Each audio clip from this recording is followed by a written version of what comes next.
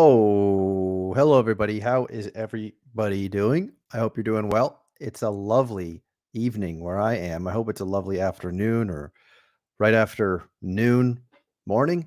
If you're in California, let's say the West Coast, but very nice to see you all in the chat. And we have some things to talk about today. The NBA playoffs, of course, the Boston Celtics swept the Indiana Pacers. But it was a difficult sweep, wasn't it? Wasn't it? It was not an easy sweep. The Celtics had a tough time in some of those games. The Pacers could have won at least two of those games, but their youth and their late game turnovers sealed the deal, and the Celtics move on. And we'll talk about what Twitter says about this Celtics run and ESPN. They have to create stories. That's what they need to do. Just like Stephen A. Smith is up there making his weird videos to Kyrie. I deserve to give you an apology, Kyrie Irving. I apologize, Kyrie Irving. It's like these people, they have to make alarming, remarkable videos, content. It doesn't matter what's going on. And expect no different if you're a Celtics fan. The other thing I wanted to say before we begin also is that rest in peace, Bill Walton. Sad news. I didn't know that Bill Walton was sick, but I love Bill Walton. He's one of the most unique, kind of lovable figures in NBA history, in my opinion. One of the most outsized personalities. Just such a funny, life-loving guy. I didn't realize that when he was younger, he really struggled with some mental illness and depression, and you wouldn't expect that from the jovial personality he became. But Celtics legend, Blazers legend, Clippers legend, which I actually wasn't aware of, Bill Walton. So that's too bad. I was a big fan of Bill Walton, but we honor Bill Walton today and every day when we want our sports entertainment to be funny and entertaining, a little goofy, a little silly sometimes. Bill Walton. What else can we talk about? We do have some things to talk about. Let's look at the chat. Let's see who's here. Give some people some shout outs. Boston Base is here. Bod the Wine is here. Ginobili Source is here. It must be late for you, sir. And Top Shot Hot Shot is here, speaking Portuguese. Jordan is here. Jordan won a moment last week. James is here saying that Tandyman is the best utility. Mike Weisberg is here. He's here and he's not on the show. That's right, Weisberg. We got to wait till these playoffs are over, I think. Bad the Wine says, guys, let's act like adults. Tandy already has one baby. He doesn't need a dozen more. Was there something in the chat that was not appropriate? I don't know. Tyler's here. Hello, Tyler. Tyler, it looks like you're enjoying. What's that picture over there, Tyler? Tyler is wearing like a plaid shirt. He's got some kind of a drink in front of him with a lime, and it looks like there's some sports in the background. Looks like he's at a sports bar. So Tyler's looking very cozy and happy in a sports bar. So thanks for being here, Tyler. And let's see what else. Weisberg is saying difficult sweep is such a dumb phrase. They won. Who cares? And Mr. GB is here, and he's got his Ballers PFP. We need to talk about that as well. That was also some news in the last few days. But we could talk a little NBA playoffs, though, to begin. They were difficult games at the end, but yes, the Celtics did win those games. But the narrative, of course, is that the Celtics are the best team in basketball, which they were the entire season. And so you expect them to just demolish teams and not even give them a sniff of a win. But there's a big difference between regular season and playoffs. And it's all about matchups. And there was a really great clip of JJ Redick talking to Boston Sports Radio where he made those guys, Felger and Maz, look pretty silly and not very intelligent, because a lot of people, when they're watching the NBA playoffs, they start to say things like they just didn't want it enough. And the reality is that's not the way it works. It's really just about a matchup. It's like a puzzle that can a team solve that puzzle fast enough to not lose 4 games and vice versa. And that's what the playoffs are about. And so it's about matchups. So you think about, like, if, let's say, the T-Wolves or the Mavs face up against the Celtics. Right now, obviously, the odds make it appear like it's going to be the Mavericks. The question is, how do those teams match up? I personally, as a Celtics fan, of course, I think we match up pretty well to the Mavericks. I think we have some really athletic wings, and I think we can handle the most exciting white in the league right now, Luka Doncic. And Kyrie Irving versus the Celtics is going to be a very interesting and fun storyline that I'm sure the ESPN and all the other talking heads are going to just love to sink their teeth into and create content around Kyrie Irving as he lights his incense around the court before the game, as he stomps on Lucky the Leprechaun, as he talks to Kevin Durant in the hallway while he's still in the Celtics, trying to set up them playing together, as he gives up on the Celtics when they were in the playoffs together. There's going to be a lot of hard feelings for Kyrie Irving, which is what I think makes this series, if it is versus the Mavericks, that much more entertaining and that much more engaging. But we shall see. It's all about matchups, as I said. All right, let's see what else. We're talking about the JJ Redick clip in the chat. Weisberg is saying it's funny how guys like Felger get annoyed at JJ talking specifically about why matchups are the most important thing rather than something intangible like getting outworked. And he says Felger can't define it, but he knows it when he sees it. F out of here. And Top Shot Tesla says the most talented white. What the F? Is it your first time here, Top Shot Tesla? I know it's not. That's a joke. It's a joke, Top Shot Tesla. The most exciting whites. It's like a wine. It's a wine announcement or something, a wine promotional graphic at the supermarket that says exciting whites. And that was to explain like the top talent at the NBA at a certain time during the season, which was like Jokic and Luka, and I don't know what other exciting white I'm forgetting right now. Exactly. Boston Base remembers. It's a wine category. Yes, I'm looking forward to it. I think the Timberwolves also, it's not over. I mean, the Timberwolves can go on a run. It definitely feels like it's over. But if you've looked at the Vegas line tonight, the game is in Dallas. Okay. It's a closeout game. The Mavericks are only favored by 1.5 points. All right. 1.5 points. They're only favored by a bucket at home, closeout game with a demanding lead over the Timberwolves. And this may be because Lively is potentially hurt. He's got a sore neck. But if I'm a Timberwolves fan, I'm happy that line is so little. And by the way, that's one more thing. When people start bitching and moaning that the Celtics faced teams and the other teams had injured players, the Celtics missed Kristaps Porzingis, which was a big part of why they played so well during the regular season. That's their starting center. They are missing their starting center. Okay. So there's some really salty, salty fans on Twitter. Sometimes I can't help myself. I just have to get into those replies. There's one Heat fan. I know it's not Stan Loves, even though he's right here. Hi, Stan. Stan says simp. He sold 3 WNBA packs for over 2x. That's true. WNBA packs were a big win just now. I don't know if any of you guys purchased them, but those were a big win because of Caitlin Clark, mostly. And anyway, these Heat fans, they're so salty. I mean, I know that they do it. They do it the same way that Stephen A does it, where like they just say things that they know are going to piss off Boston fans because that's how you make the Elon bucks. That's like just engagement baiting. So that's what they're doing. These Heat fans and other fans, like the hater report, that's what they do because they need you to respond and react to their tweets. And of course, you do it because you're a dumbass like me. I'm a dumbass. I take the bait and I say, like, go cry, cope harder, enjoy Cancun. And I'm just paying them with those tweets, basically. But yeah, I think it's just a bunch of, it's a bunch of BS if you're going to complain. The Celtics had the best record in the league for the regular season, and they are winning at a wonderful clip. They are outscoring their opponents at a wonderful clip.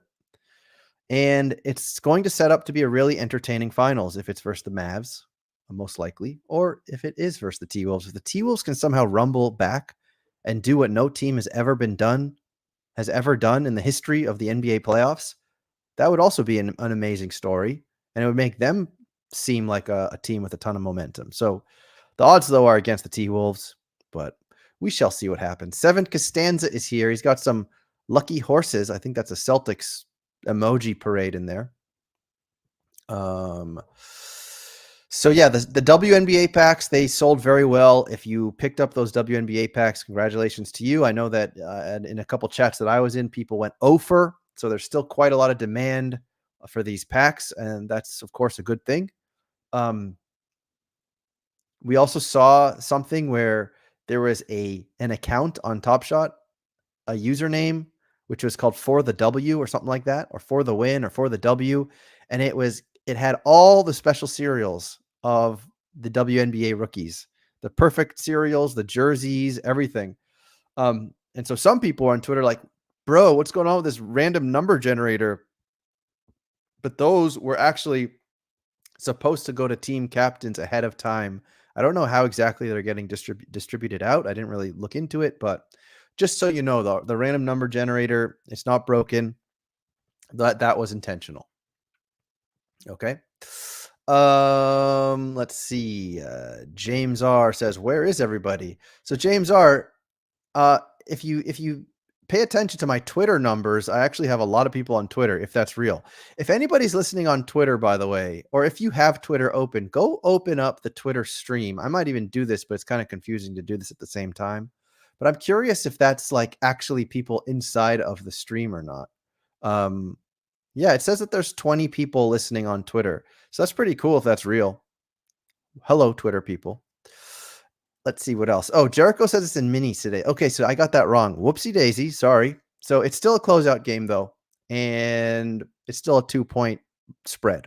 So even though it is in Minnesota, I misspoke on that one. As a T-Wolves fan, I would still be feeling okay. All right. Mets wants to come on the show. Stan says, no simp clip? All right, I'll give you a simp clip. Where's Let's Simp? Let's Simp. Let's Simp. Let's Simp. Let's Simp. Let's Simp. Let's Simp. James is asking, where's the judge? I don't know, James. I really don't. I've asked that question for months now. Sometimes sometimes he responds to me, but mostly he doesn't. And James, yes, explain the For the WN pack pulls, For the Win pack pulls. It was already scheduled ahead of time. That was supposed to happen. Ballers, you guys want to talk about ballers? So I'll share this tweet right here. Ginobili's asking, where's PPE? That's another great mystery. I don't know. All right, so here we go. Let's look at Ballers. So Ballers tweeted yesterday at around this time. It said, Hello, everyone. We are excited to officially announce an ownership change here at Ballers. This is now a community owned and run project. We are looking forward to a new, bright future for what we feel is the best NFT project out there. Let's go! Ballers, hashtag sneakers with a Z, hashtag new beginnings with an S at the end. Stylistically, doesn't really match. Should have had a Z at the end.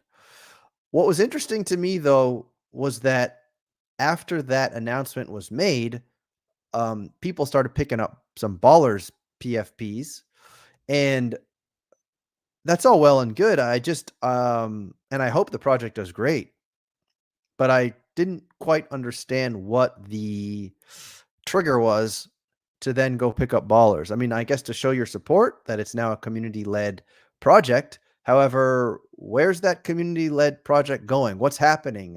I don't think we know yet. So if you're buying on pure speculation, then good on you and enjoy. And I hope that this project does well. But I don't know what to expect for a community run project. I don't know anything. But here's Rocket on Twitter. There we go. There's my Twitter comment. Rocket's got the Ballers PFP. So who knows? I mean, I know LG Doucette wanted to port Ballers over to a separate blockchain like Base and give them a new life there. I think that probably could be a good idea.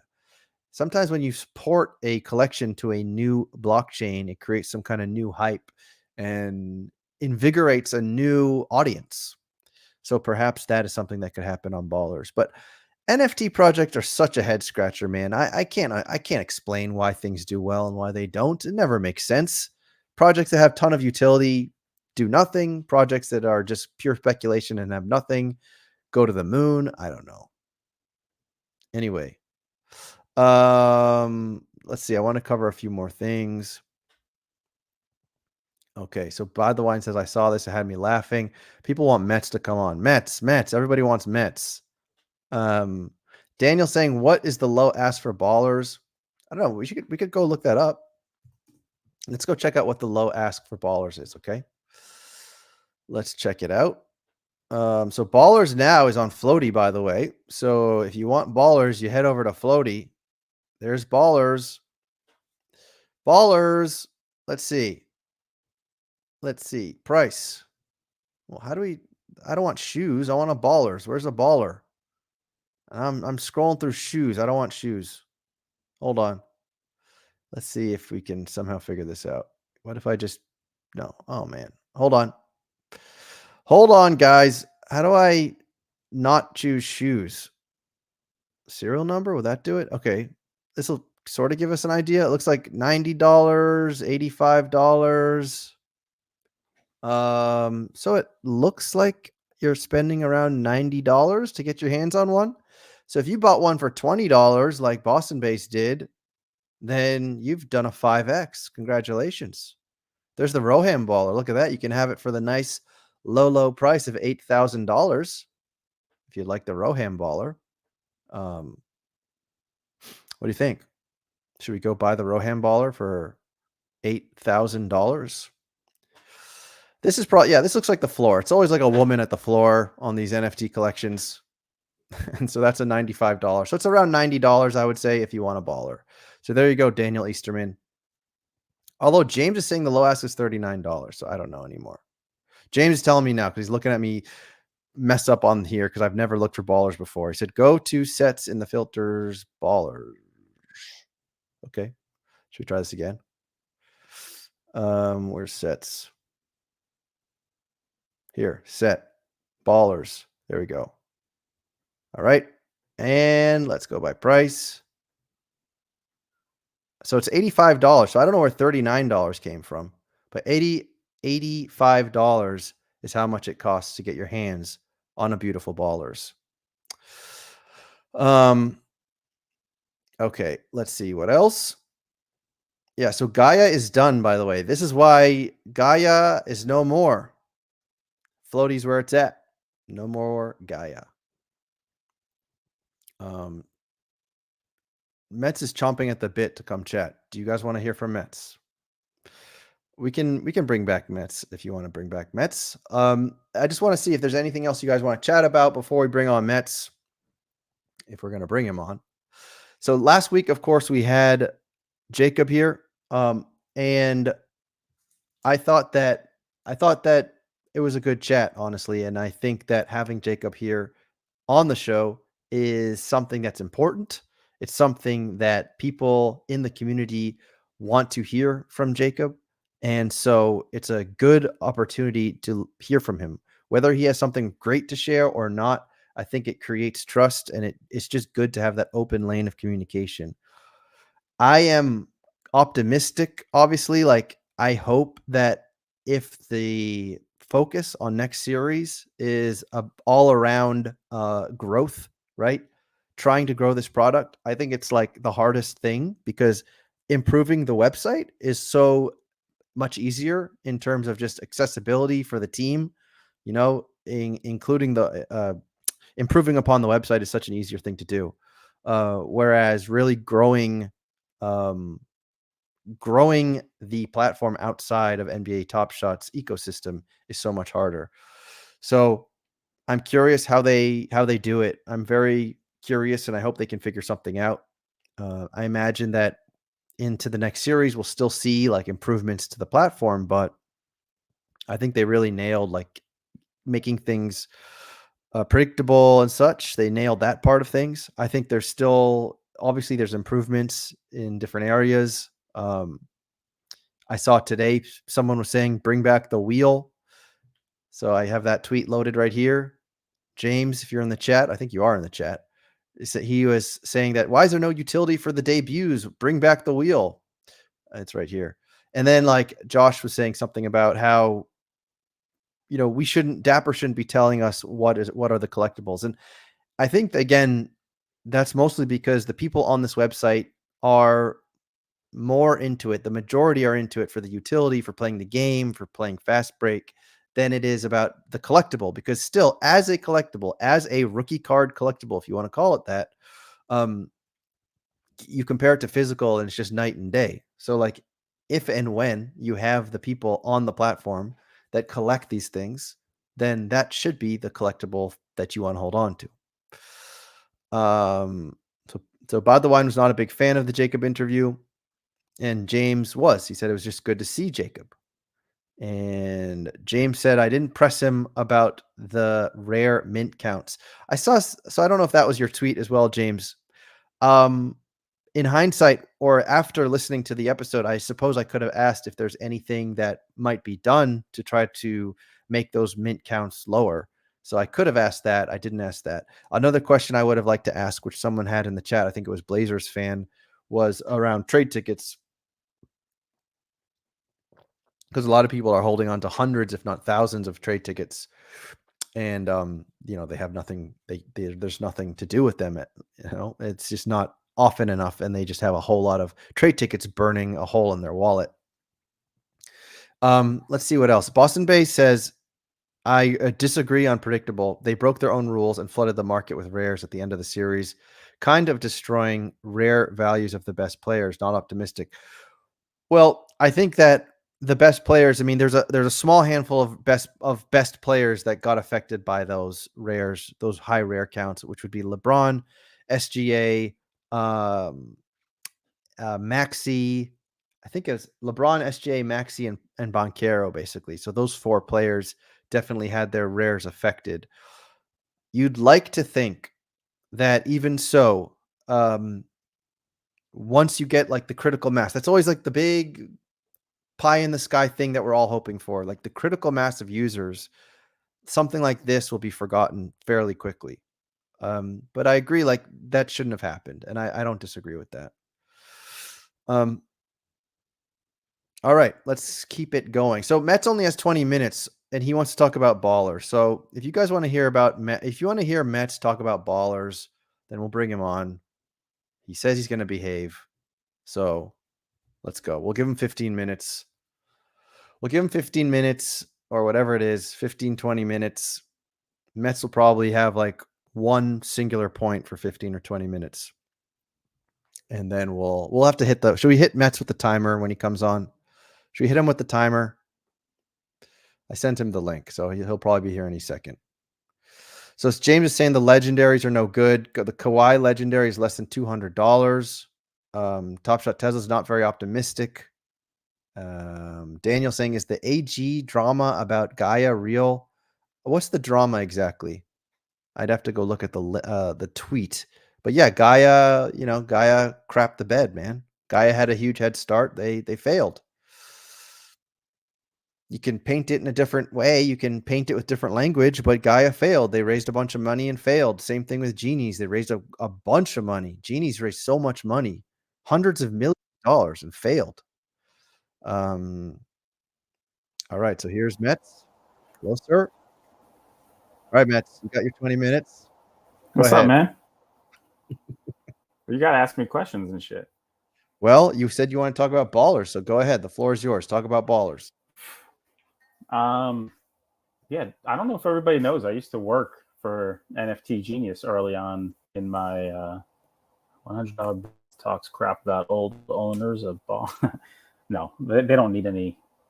LOL Mets' name. Oh, yeah. I used to work with those guys. Right after launch, I joined NFT Genius and did a lot of marketing and partnerships and stuff with them. It was a money laundering operation for sure. AG is not wrong. They cooked their books like crazy to get their valuation. I remember when I saw Roham at Summer League in Vegas a couple of years ago.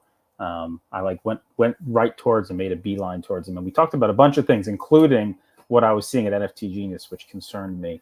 But obviously he didn't care. Maybe he was in on it.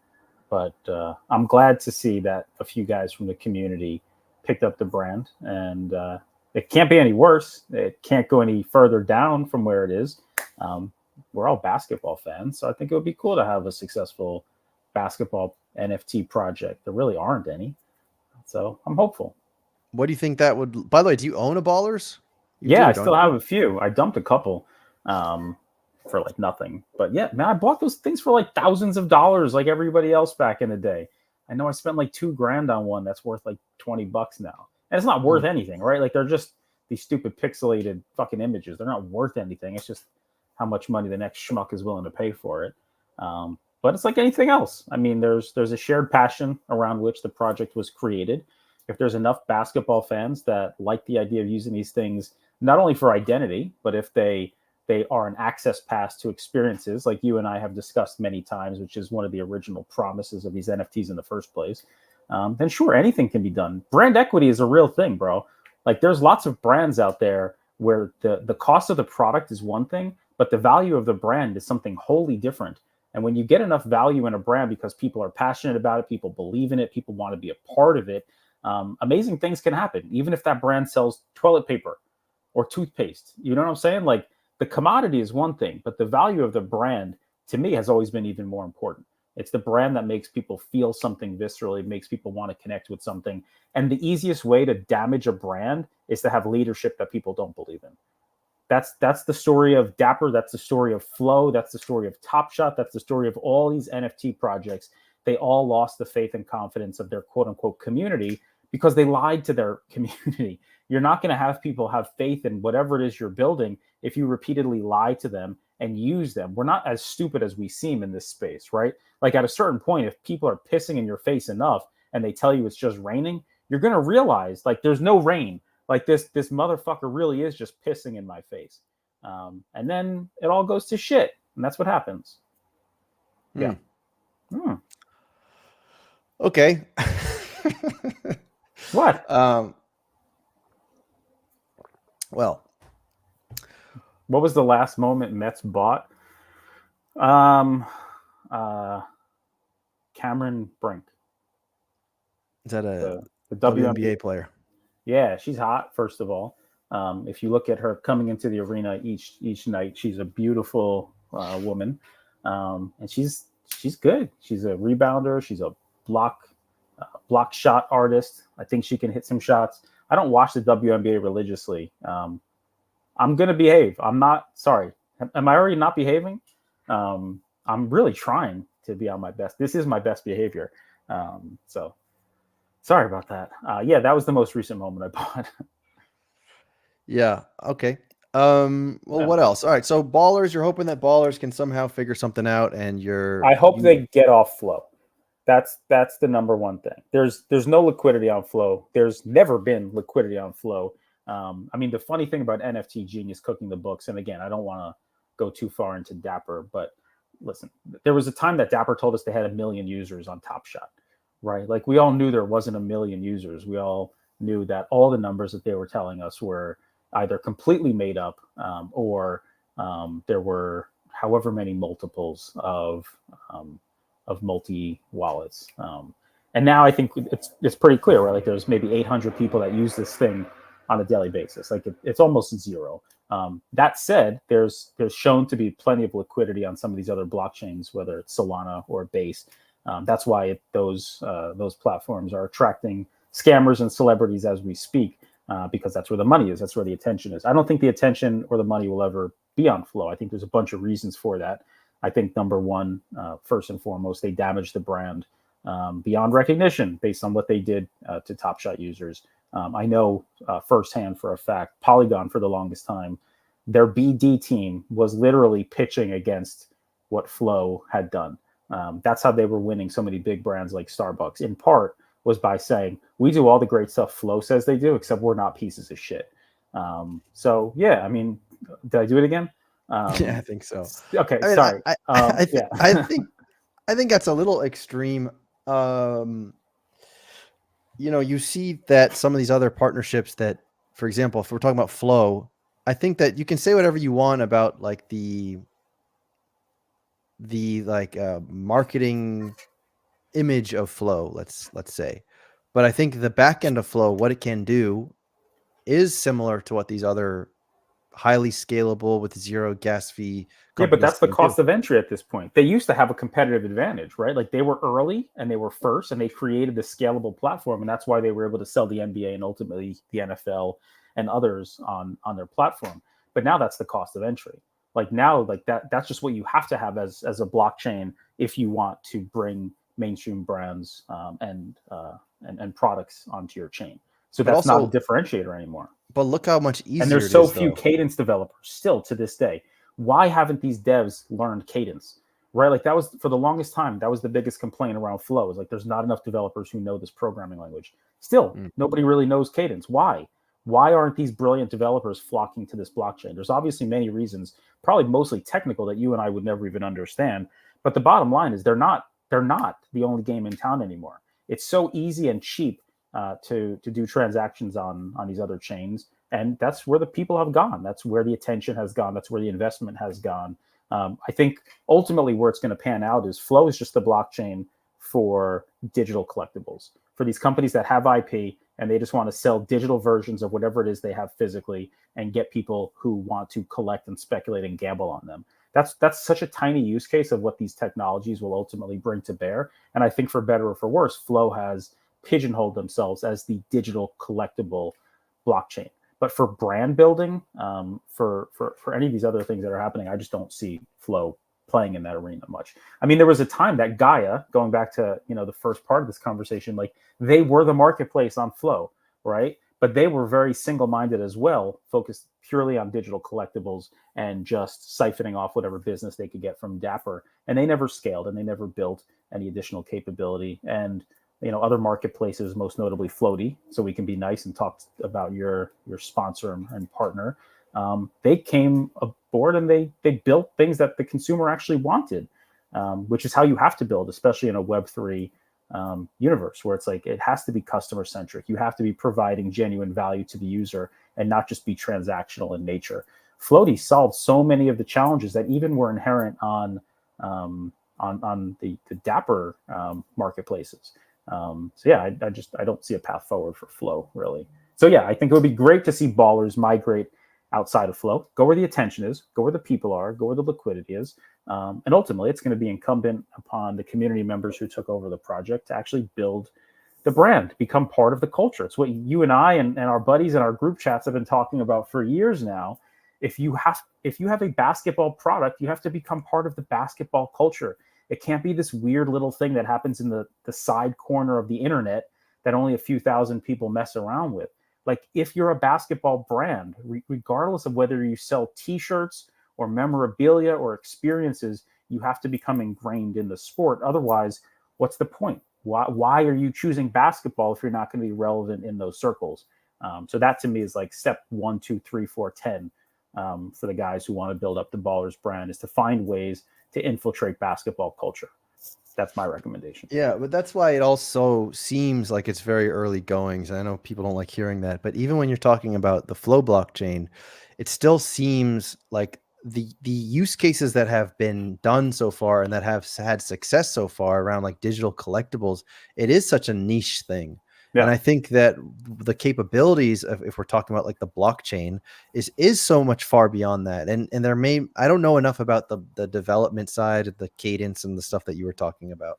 But if you compare what some of these other blockchains like Solana, like Base, like Polygon, etc., if you consider what the ease of use is compared to how easy it was when you whipped out your credit card and started buying digital collectibles via the Flow blockchain. But that's how it is on the other blockchains now. I mean, I don't Is know it? if you, yeah, I mean, I don't know if you did the Starbucks Odyssey experience, but it was exactly that. You use your credit card. You were doing these journeys. There was multimedia incorporated into the journeys. You accrued points. Those points got you rewards. You could redeem those rewards. It was a completely frictionless experience on Polygon. So yeah, again, like Flow at some point, I guess, were the most kind of seamless blockchain experience out there. But I think now that's more or less the cost of entry. I don't know if you do any shitcoin investing. I was doing it for a little while. You know how easy it is to buy and sell shitcoins on Base? It's actually, I don't know if you could be, yeah, it is easier than buying and selling on Flow. It is But the easier than buying bridging, and selling do you remember Top when Shot you moments. do you remember when you bridged over? And now we're getting a little technical, but do you remember when you first Yeah. had to bridge over to Base? Yeah, I didn't know what I was doing. Nobody Exactly. knows, but it took 2 minutes. Somebody explained it to me. Sean explained it to me. I followed his instructions. It took me 2 minutes to do it, and then I was good to go. So yeah, I mean the initial kind of piece was challenging, but that's only because I hadn't done it before. Fast forward, I could do it a million times because I had done it once. Honestly, Yeah. the first time I bought a moment on Top Shot, I probably didn't know what the hell I was doing, or bought a pack on Top Shot. Obviously, the first time you do anything is going to be difficult. I know you're still waiting for that first time on that other thing. Yeah, I know. One day, But inshallah. one day, yeah, yeah. All right, let's play a handshake, and then I'll ask you about something else. So, I appreciate it. Yeah, man, that was an awkward fist bump. Don't clip that. Don't clip that. Just gonna clip that. It's gonna go viral. Jesus Christ. No, I appreciate it. It was weird. All right. Tesla's right, by the way. I think that was my main take. Again, I don't not to talk shit, not to be mean, but all the passion is gone. And not only does it feel like the passion is gone, but the people who had the passion are gone. Right? Like, say what you want about Sean. Sean was passionate about Top Shot. He was genuinely passionate about Top Shot. Austin was like the most passionate employee at Top Shot around basketball and the context around why these moments supposedly mattered. It does feel more and more like they're moving away from brand, like they're moving away from emotion, and it is really just this super transactional thing where it's like, we sell stuff, you buy stuff, we're going to have this game, you can play the game, and that's what it is. So I think nobody is confused anymore about kind of what the Top Shot experience should be expected to be moving forward. But anyway, let's move on to other things. Yeah, I don't know. It's hard to say. I mean, obviously, seeing somebody like Austin no longer there is not something that any of us are happy about. But it's hard to say. Like, I don't honestly know what the culture piece is. Like, I know we want to see something improved upon there, and a lot of people feel like something is lacking there. But I don't know exactly what that is still. And obviously, they tried certain things, certain big approaches like the global tour and things of that nature. And, it's not like there were not attempts there. I think that I it's think probably Bramira. I mean, I know everybody likes to hate on Bramira because he's even more verbose than I am. But his last think piece I thought was fantastic. I think he really laid out. The bottom line is the thing still doesn't have product market fit. they still think that they're a better alternative to cardboard. Like, you don't really need to go past that. We've said it a million times, or at least I have. Cardboard's not looking for a solution. These 30, 40, 50, 60-year-old men that hang out in these back alleys selling, physical memorabilia, like, they're not looking for a better mousetrap. Like, they have their thing. People love these tangible things that they can have in their hands, that they can look at, that they can display. There's a culture around that. And nobody in that space is looking to transform that space. So I think the primary thesis around which this product was supposedly born is just wrong. They have a solution to a problem that's not looking for a solution. So you have to rethink, what is this proposition and who is it for? It's for digital natives. It's not to replace something that already exists. It's a digital experience product.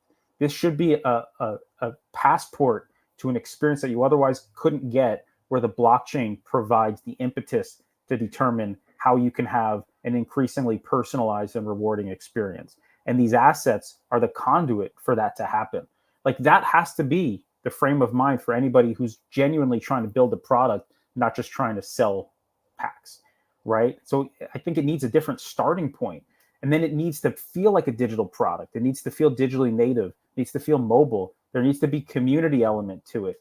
And it needs to feel like it's giving you access to things you otherwise couldn't get. Because, again, that's why it exists within this ecosystem.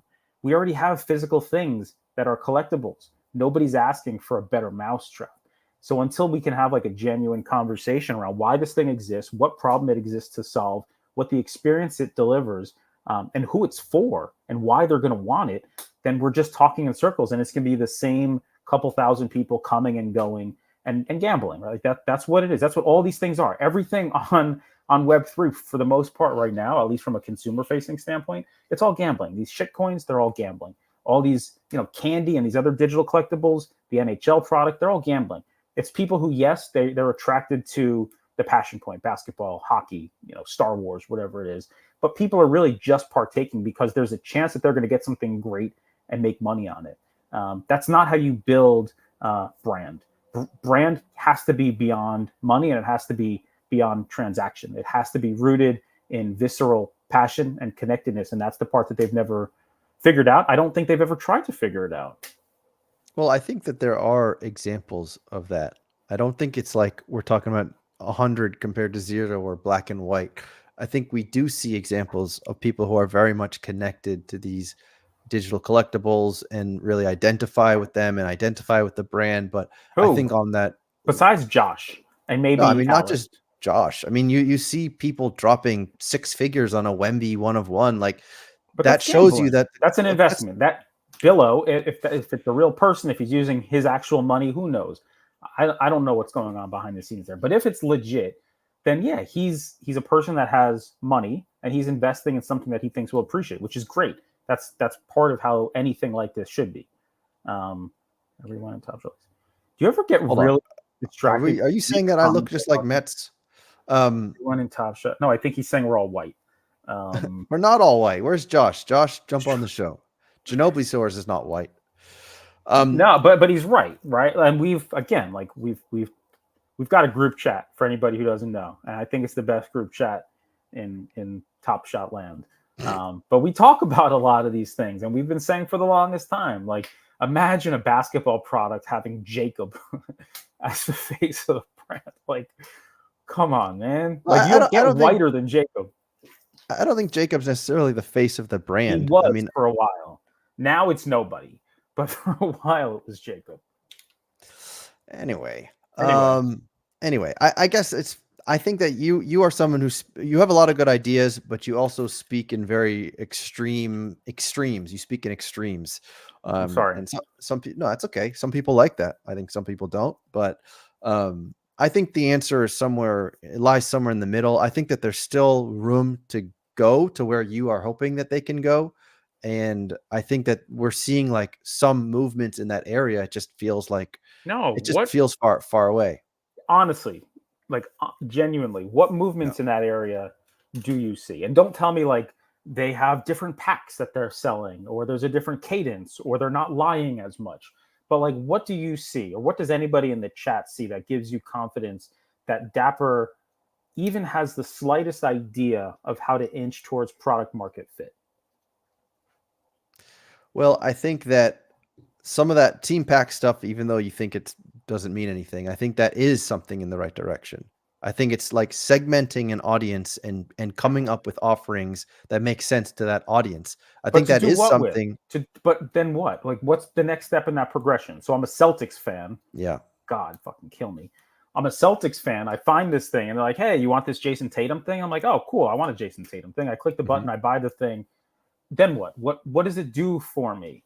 What's the experience I gain from it? Who are the other Celtics fans I meet through it? What are the experiences it unlocks for me? Why am I Well, doing this? Why am I I staying think engaged? so that does exist. It's just not as cohesive. So like for example, the team chat or whatever, right? Or the communities, the team Yeah. communities. Like that is something that exists. Now, if it was a little more robust, if it was a little more ingrained into the app, let's say, if it felt a little more less Discordy and more, you pick up your collectible Jason Tatum and now you sort of have this group chat and somehow it opens you up to other potential, I don't know, advantages or experiences. Like that's Right. exactly So what you you're were saying saying if only earlier. they did other things, but those things don't exist, But right? Like, we're like basically practically there because there's been examples of that already happening. It's just a but little not bit really. None disjointed. of it's scalable. They literally don't have any employees left to even manage or run these things.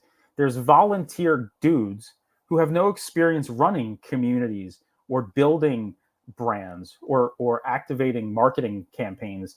Like they're just volunteers because they like to hang around. Like that's who's managing this work. No disrespect to them, but like it's going to fall on their shoulders and they're going to somehow make like there's no game plan. There's no roadmap. Like no, there's nothing to build towards. There's just Discord chats and dudes who sort of hang out there. So yes, in theory, it could become an on-ramp to this immersive experience where you can become buddy with other like-minded Celtics fans, and based on your contributions or how you participate in the community or how you participate on the platform, it could unlock experiences. But literally none of that is built into the product. Literally none of that is even being worked on. So yeah, I mean, in theory, anything could happen, but these aren't the directions they're going in. So again, I ask you, what have they actually done? Not what can they do, but what have they actually done over the last 6 months, year, 2 years, 3 years, 4 years that give you confidence that this is going to become more appealing to a larger, wider, perhaps digitally native audience? So I would say that it's not as ingrained, let's say, as like you're saying, that we would like to see. There have been experiences and special things that holders were able to do and such, and Alexo got to Yeah, but those are do all these one-offs. fun things. I Anything agree. could be a one-off. I could I send know, you I know. a gift bouquet right now for having me on the show, and you're going to be like, oh, wow, this is awesome. Every time I have people on the show, I'm going to get a gift bouquet, and I don't even have to do anything. Like, yeah, anybody can throw money at something once in a while to make something happen, but it's not institutionalized. It's not part of the platform. It's just this sideshow to keep you from focusing on the real problems. It's just a sideshow. I think it's just not quite as organized, like you said. It's not quite as organized enough yet, that side of it. And I would argue that in the last year, what was worked on was really just making the platform as cohesive as possible. The app, the game, the cadence of the offering, making that all as like sharp and snappy as possible. Because if you recall that like 2 years ago, that wasn't happening. There was issues constantly, and people didn't know what to expect. And the speculation of the pricing of the moments is what kept people coming back. But the product itself wasn't nearly as good as it is today. If we're just talking about the digital product itself, I would argue that the product is incomplete, and therefore improving upon an incomplete product still leaves you with something that doesn't really work. I don't think there's sufficient demand in the world for digital trading cards that just look pretty. I don't think that's how they're going to find product market fit. So they can improve that as much as they want. They can add audio to it. It can feel just like a YouTube clip, which is what we've all been asking for several years now. Just make this thing at least the same quality as a YouTube clip. But if all it does is just sit there and we can buy it and sell it, you're not going to find mainstream fit. I don't think there's a demand for that unless it's an experience-driven, social-driven, community-driven, digital-first product. I don't think there's enough market demand for a pretty video that you could own. I And don't I think guess that's my sufficient. point is, I don't think we're that far away from being able to get there. I guess that's my point. Okay. If you look at integration with the NBA app and NBA ID and whatever, like Jacob was alluding He to, got you perhaps excited that with that, huh? yeah, I got a little half A mast little? going. Okay, well, that's a start. Yep. And so the point is, like, if something like that can happen, I feel like we're well on our way. But anyway, I know That'd be nice. you don't have that much more time. No, it's okay. I can cancel my meeting. Yeah, of course. So how do you feel about Jason Tatum going to the finals, Mets? I'm glad. So a weird thing has happened to me over these last couple of years. I've hated the Knicks my entire life. And I just always thought I'd be a Knicks hater. And like then there would be teams that I like and teams that I don't like. Something about the Celtics, and particularly Jason Tatum, has made me hate them so much that I found myself thinking, if the Knicks advance, I think I'm going to root for the Knicks against it, which is like something I would never even think about. But I went to Villanova, and obviously the Knicks are led by these Nova guys. I hate the Celtics with so much passion. But when you hate a team and a player as much as I do, you want them to get to these big moments so that when they lose, it just feels that much better. I would love to see Tatum against Luka in the finals. Now, if somehow the Timberwolves were to come back, I think the Celtics would crush them. I don't think the Timberwolves could hang with the Celtics. But I think mentally, Luka and Kyrie are so much stronger than Jaylen Brown and Jason Tatum. I think that alone would sway the finals to Dallas, who obviously is who I'm rooting for. So you hate the Celtics because you hate Tatum? Is that why? I've always hated the Celtics, but not this much. I mean, I grew up in New Jersey, Nets fan, Nets and Celtics. I don't know if you'd ever call it a rivalry, but like obviously, what's the verdict? Never liked the Celtics. But yeah, something about Jason Tatum just put it into overdrive. I hate that guy so much. So you just really have something against a guy who grew up with a single mother, had to like scrap for everything as a kid, like worked his ass off. Very humble guy. My grandfather can't stand had to him. drop out of school when he was like 10 to help raise his family after his father left and they were children of the Depression. I could give a shit about somebody's sob story. I hate his face. I hate the way his shot looks. I hate that he never comes up clutch when it matters most. I hate that he's not the best player on his team and he thinks he's the MVP of the league. I don't think he deserves. I hate how he like humble brags that like he was an acolyte of Kobe Bryant. Like he has nothing in common with Kobe Bryant. Kobe Bryant is rolling around in his grave looking at Jason Tatum paying homage to him. I just don't like him. I think he's a bitch. He's just a bitch. Listen, Tatum has a connection to Kobe Bryant because they trained together in the offseason. That's why, so they had like some connection there. You understand that? No. Yeah. Okay. I'm reading the comments. If you truly don't believe in the product, oh God, I can't answer these stupid questions. There's not stupid questions. There's just stupid people. Any final questions before I leave? On the NBA Finals or like on final anything, questions? Anything you want to talk? No, final questions. Because I do have to jump for my meeting. I don't know. Chat, do you have anything you want to ask Mets that he's here right now? Anything you want to ask me. You can ask Mets anything you want. Let me see if there's anything here in the chat. QA thinks that the T-Wolves would be a more difficult matchup. I don't think so. I don't know. Maybe because of the length pause of the T-Wolves. Perhaps that might cause some issues. Gobert scares you? Towns scares you? What? You never know. I mean, this is a matchups game. It's perhaps especially if there was no Kristaps Porzingis, if he's still hurt. I just don't think Ant is ready. It's really that simple. I don't think Anthony Edwards is ready. Oh, very, very nice sticker sent by Top Shot Tesla. Thank you, sir. Who's QA expert? Good. I like this dude. Ice cream so good, Top Shot Tesla. Yes, yes, yes. Strong woman. Grrr. And Top Shot Tesla says, players don't think it's cool.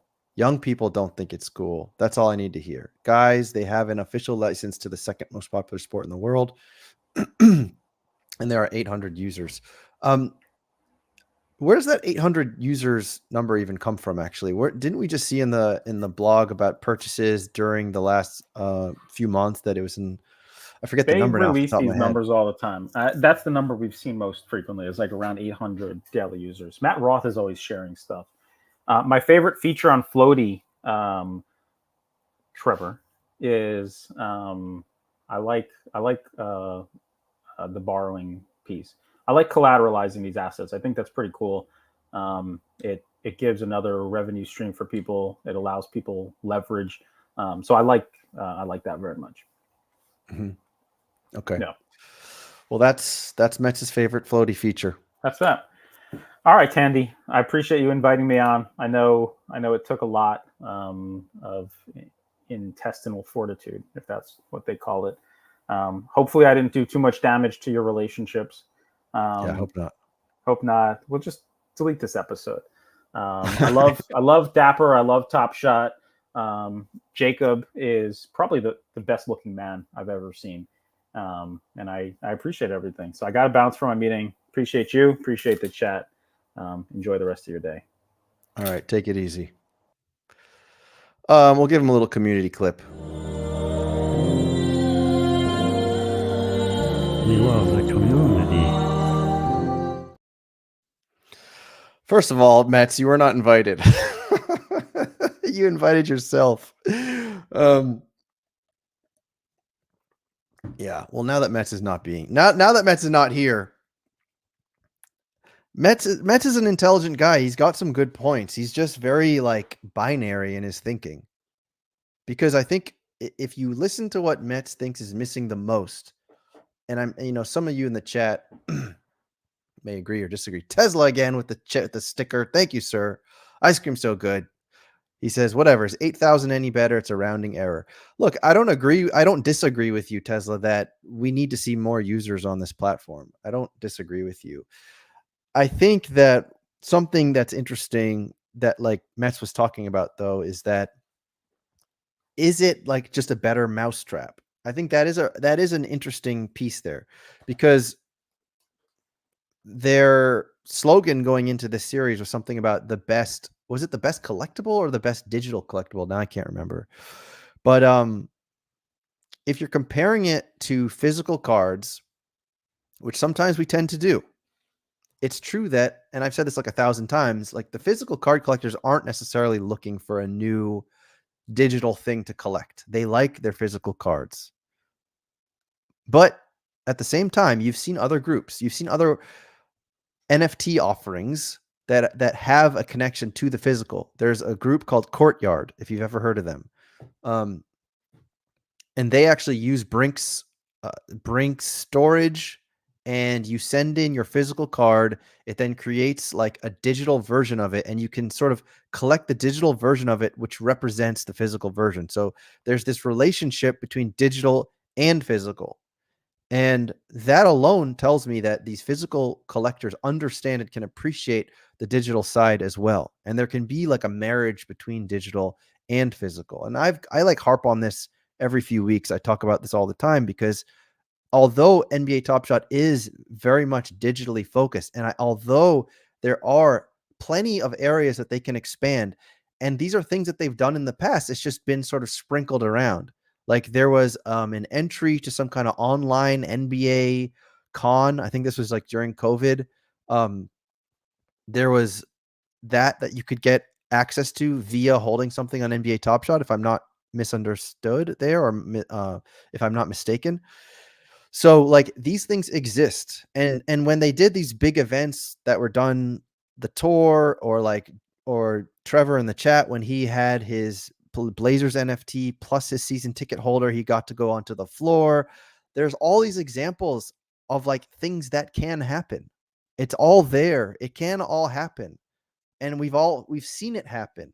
It just hasn't happened on the scale and the regularity that we would like to see in like a business that would be run the way we think NBA Top Shot at its ideal form would be run, right? Like that whole side of thing, they did pieces of it. It happened sporadically, but it wasn't You didn't know when to expect it, basically. It wasn't like a well-run machine in that regard. Does that make sense? Am I making sense?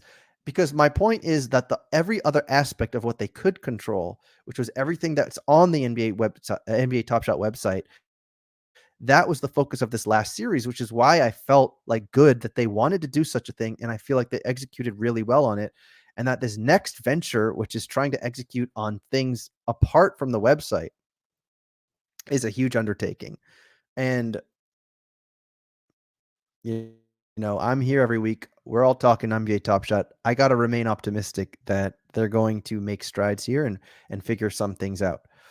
I do understand the pessimism when people talk about, oh, but you know, you're losing staff members here and such.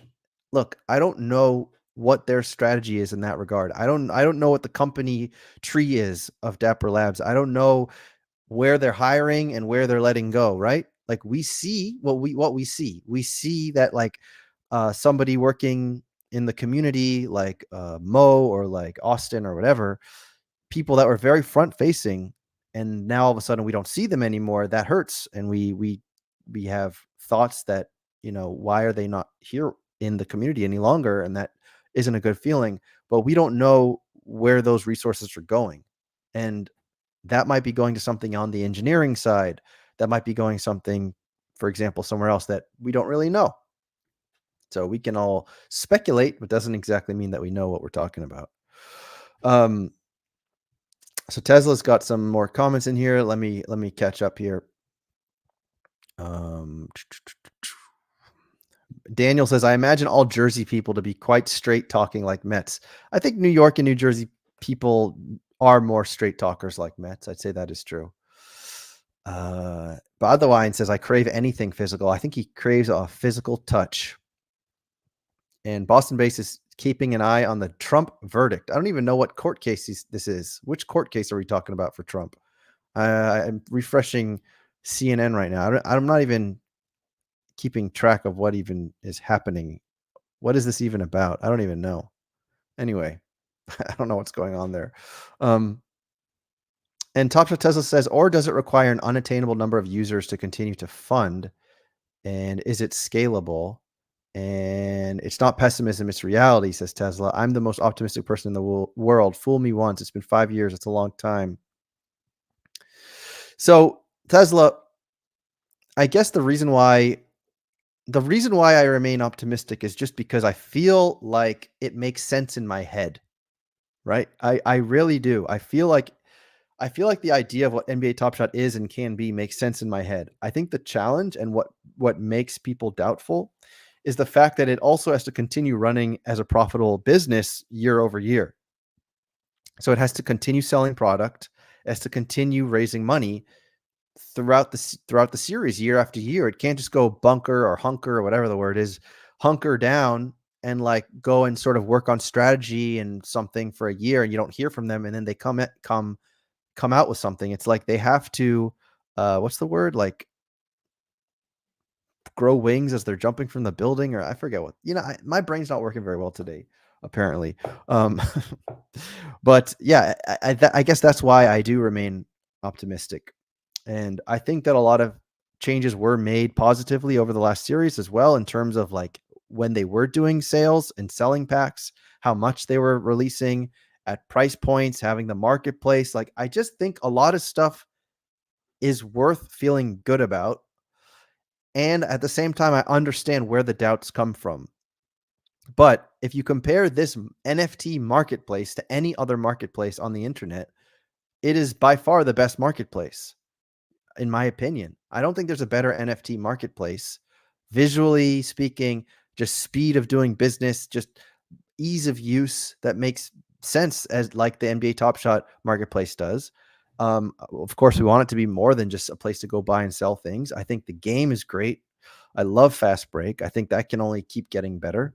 I do wonder about the scalability of pricing, but I think the game is amazing. I think there's just a lot of things in that regard to feel good about that they have worked on.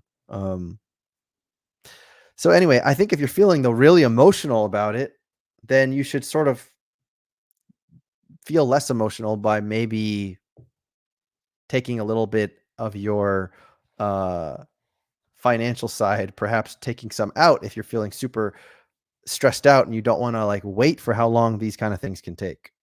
Because I don't know how it's going to take.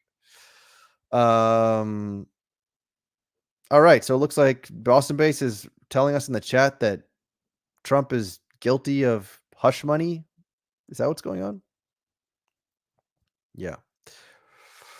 So yeah, Perfect Serial agrees, says that there's been a lot of improvements on the technical side to be hopeful about, and Perfect Serial says trying to be hopeful about the decision making is not a good place to be. Yeah. Right. So I think if you compare to some of the things that we were complaining about in the past, like as a platform, I just think that it's doing so much better than it was in the past. And we just have to see what happens as they intend to put a lot of focus on growth. That's kind of where I'm at right now with Top Shot. And I think the product is fun. I mean, I think I still like looking at my pinned moments. I did that today, actually. I think it's fun to be able to choose like 3 pinned moments. I think the social side is coming. The team, the community side, I believe will continue to improve. It's just like, we just don't know how long. And again, if you're too stressed out about it, find a way to be less stressed out about it. That's my advice. Okay. All right. So I don't think I have much else to say. I see we've gone over an hour, and yeah, Boston Base is updating us on all the Donald Trump counts. Looks like he's guilty. What's going to happen? What's going to happen to him though, dude? What's going to happen? Is he just going to be on Fox News tomorrow? What's going to happen to Trump? Nothing. He's tough. He's the Draymond Green of politics. All right. Bod the Wine says, great advice. I hope that was great advice, Bod the Wine. And Top Shot Tesla says, we need a baller style. Man, my StreamYard's messing up. We need a baller style sale to the community. Even if the idea is good, it's clear the Dapper team are not the ones to execute. I mean, look, I think that it's much easier to run an NFT project like Ballers than it would be to run Top Shot. I think you need to have relationships in place with the NBA. And I hope that we see more of that this series, like when Jacob was hinting at possibly more integration with the NBA app and NBA ID. We need things like that. And I don't know if I would trust a bunch of collectors to figure that out. We need connections to the teams. We need connections to the NBA, and we need to make this more of a platform where you get rewarded for holding and connected to other like-minded users. I keep parroting this, but I'd love to see something done in terms of making connections to the physical world as well. And that's what I would do if I was inside a Top Shot right now. I would figure out how the hell do I get in contact with these other physical card companies and figure out a way to work together and make some cool digital/physical offerings. That's what I would be doing, even though I know not everybody agrees with that. Let's see. All right. I think that's it, guys. I'm at 1 hour and 11. I appreciate you all for watching. I know this one was a little bit all over the place. I didn't expect Mets to come on today. For those of you who enjoy hearing from Mets, I hope you liked it. For those of you who don't, sorry. And last question here is Mr. GB is saying, will Dapper be able to keep the license? I am fairly sure they have it for at least another 4 years or so. I don't know though what that business deal is behind closed doors, like what the NBA wants from Dapper. I wouldn't imagine that it's they want anything too crazy, because they got in with Dapper so early. It's not like the NFL. The NFL got in with Dapper once they had already been making tons and tons of money. So the expectations were super high. I don't think the expectations are as high with the NBA, I would imagine.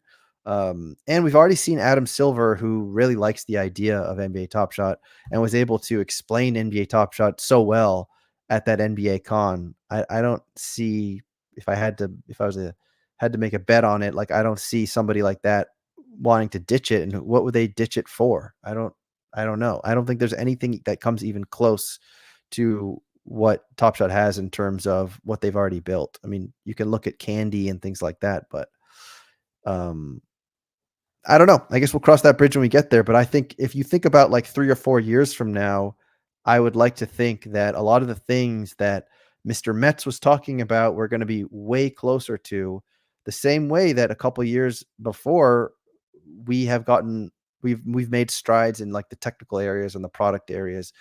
The growth areas are going to be the biggest chasm to cross. And if we can do that, then that'll be so key. But again, if you're super stressed out, don't be. Find a way not to be. Have another hobby.